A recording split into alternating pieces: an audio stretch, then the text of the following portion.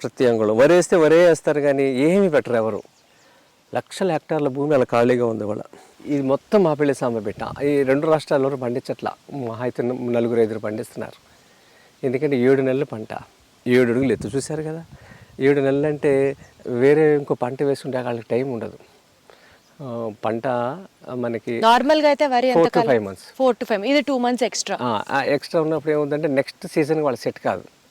అవును, వర్షాలు మిగిలిన 5 నెలలు ఇంకా ఖాళీగా ఉంచాలి. చిన్న పంటలు వేసుకోవాలి, అకాల వర్షాలు పడితే కష్టం. అందుకని 2 పంటల ఆదాయం దీంట్లో తీయాలి. కానీ ఇంకో విచిత్రం ఏంటంటే పక్షులన్నీ ఇక్కడికి వచ్చేస్తాయి. పక్షులు ఎందుకంటే 2 నెలలు వాళ్ళకి ఏం దొరకదు కదా, అన్ని పంటలు అయిపోతాయి ఊర్లో. 2 నెలలు ఇంకా అది అన్ని ఊరు పక్షులన్నీ ఇక్కడే ఉంటాయి, తోలినా కదలవాయి. అందుకని ఇప్పుడు దీంట్లో 5 నుంచి ఎన్ని బస్తాలు వస్తాయి మనకి? 5 నుంచి 8 వస్తాయా? 8 బస్తాలు వస్తాయి. మామూలుగా 15-16 బస్తాలు వచ్చినాయి. అందుకనే రైతు గిట్టుబాటు అవ్వదు అంటాడు. అయినా కూడా దీన్ని పండిస్తే మీకు దగ్గరగా 7-8 బస్తాలు వచ్చినా ఈ బియ్యం 200 నుంచి 400 రూపాయలు అమ్ముతున్నారు కర్ణాటకలో, తమిళనాడులో. 1 కేజీ బియ్యం. ఇది మళ్ళీ సన్నగా ఉంటుందా, లావుగా ఉంటుంది, ఎర్రగా ఉంటుంది. కానీ 5 కేజీలు చాలు. ఫెర్టిలైజర్ సెంటర్కి వెళ్తే 2 లక్షలు అవుతుంది కదా, ఇది 5 కేజీలు బియ్యం తీసుకుంటే అయిపోతుంది. అలా వచ్చారా? అంటే 1000 రూపాయలతో పని అయిపోయిందిగా. అంతేగా. అంటే ఉత్పత్తి తగ్గిన ధర ఎక్కువ ఉన్నప్పుడు వాళ్ళకి అది సస్టైన్ అవ్వచ్చు. Got it. అవునా, లాంగ్ రన్ ఆలోచించాలి.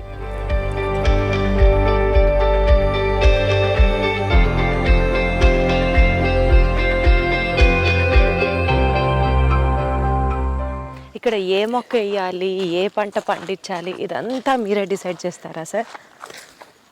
ఇది ఆల్రెడీ కొన్ని బంధాలు వరి కోసం రెడీ చేసి పెట్టుకున్నవే. దాంట్లో వరిలో రకాలన్నీ నేనే డిసైడ్ చేస్తాను. ఏది మనం ఎవరు పండించట్లేదు అనే దాని మీద ఎక్కువ కాలం పంటలు. అంటే ఈ మొత్తం 44 ఎకరాల్లో ఉన్న ఈ ఫార్మ్ అంతా మీదేనా? మొత్తం సోలోగా?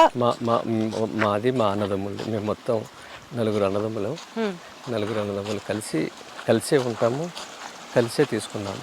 అయితే వాళ్ళు, నేను మిఠాయి షాపు దూరంగా ఉన్న చాలా కాలం నుంచి, అది అక్కడ నా పని వాళ్ళు చూసుకుంటున్నారు. వాళ్ళందరి కోసం ఇది నేను ఇక్కడ చేస్తున్నా. మీది బేసికల్గా వ్యవసాయ ఆధారిత కుటుంబం? లేదు, నేను హైదరాబాద్ వచ్చినాక నేర్చుకున్నా. ఊర్లో వ్యవసాయ భూమి లేదు. బేసిక్గా మీ నేపథ్యం ఏంటి సార్? నేను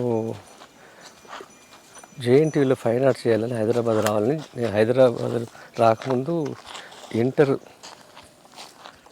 ఇంటర్లో జాయిన్ అయ్యి ఒకరోజు కాలేజీకి వెళ్ళి డిస్కంటిన్యూ చేసి వచ్చేసాను. నాకు నచ్చలా. ఇంటర్లో ఒక్కరోజు కాలేజ్కి వెళ్ళి వచ్చేసారు చేసి మా అమ్మకి చెప్పి చదువుకోండి నేను. అంటే మీరు మీ 10th క్లాసే మీ క్వాలిఫికేషన్? అంతే. నిజమా? తర్వాత హైదరాబాద్ వచ్చి ఫైన్ ఆర్ట్స్ జాయిన్ అవ్వాలని, జేఎన్టీయూలో నాకు ఇష్టం ఫైన్ ఆర్ట్స్ చేయాలని. అక్కడికి వస్తే 5 సంవత్సరాలు అన్నారు. 5 సంవత్సరాలకు తర్వాత జాబ్ గ్యారంటీ లేదు. అప్లైడ్ ఆర్ట్ అనే అడ్వర్టైజింగ్ ఏజెన్సీలో నీకు స్కిల్స్ని బట్టి నువ్వు ఎదగాలి అనేది అప్లైడ్ ఆర్ట్. దాని ఉద్దేశమే అది. ఒక కంపెనీని ఎలా ప్రమోట్ చేయాలనేది డిజైన్ చేయటం, ఆ కోర్స్ అది.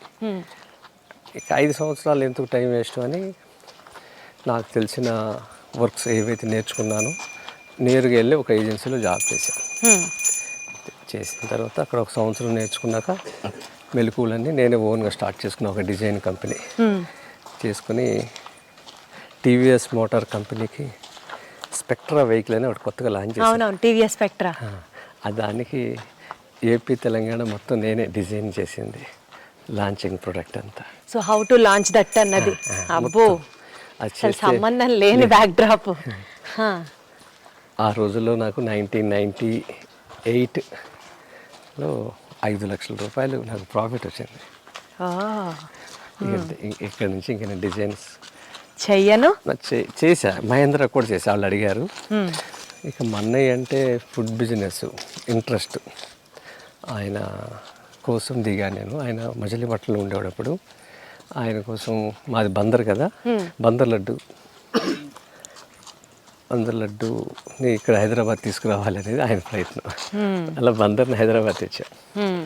ఆ లడ్డూతో మొదలుపెట్టి ఇక ఒక దాంతో కాదని ఇంకా అలా స్వీట్స్ సామ్రాజ్యం అలా విస్తరించారు. అనుకోకుండా జరిగింది. కానీ తర్వాత ఈ పాలేకర్ గారి పరిచయం అవటం, వ్యవసాయము, రాజీవ్ దీక్షిత్ గారి పరిచయం అవటం, ఇవన్నీ ఇక ఒకటి భూమి తీసుకుని అప్పటి వరకు మేము ఏదైతే సంపాదించుకున్నామో మొత్తం తీసుకొచ్చి భూమి కొనుక్కున్నాం.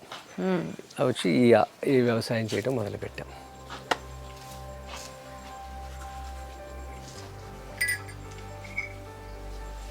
చాలా మంచి చూడండి.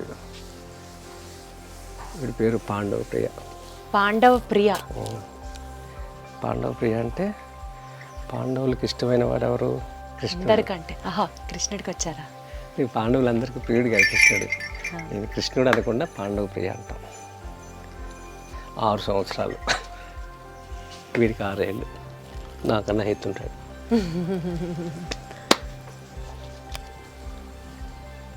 వీడి పేరు శంకరయ్య. శంకరయ్య. శంకర్ పేరు శంభు. శంభు శంభు బా పిలిస్తే పలుకుతున్నాయి కదా సార్.